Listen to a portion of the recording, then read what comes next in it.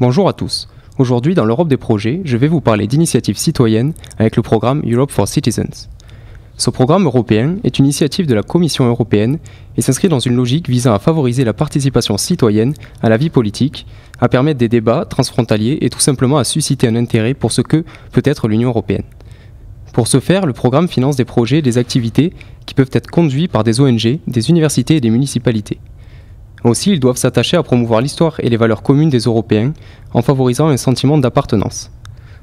C'est à partir de 2015 qu'il a été décidé de fixer des priorités annuelles afin d'alimenter les débats sur les dates ayant une signification particulière pour l'Europe et sur des sujets contemporains importants.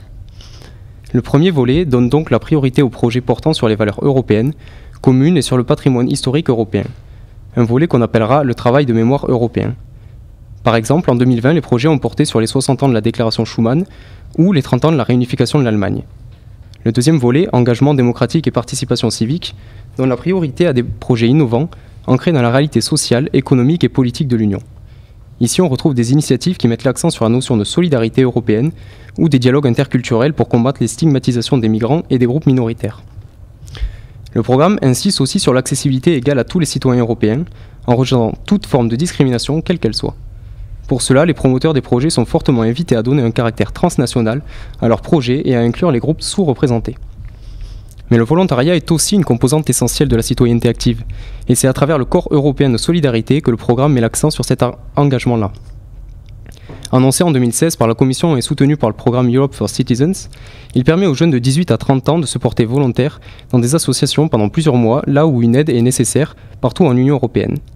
En plus de participer à l'effort commun, les jeunes pourront acquérir de nombreuses compétences. Maintenant, il est temps de vous présenter un projet portant sur le travail de mémoire européen et qui va se poursuivre tout au long de l'année 2021.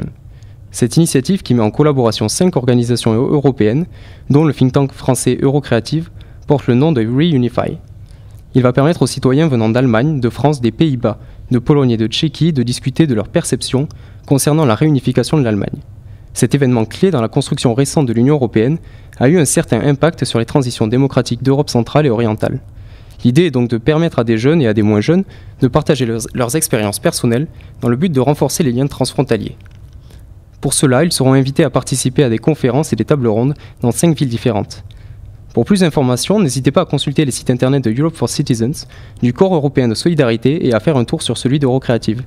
C'était Eva pour Eyes on Europe. Bonne journée à tous et à la semaine prochaine.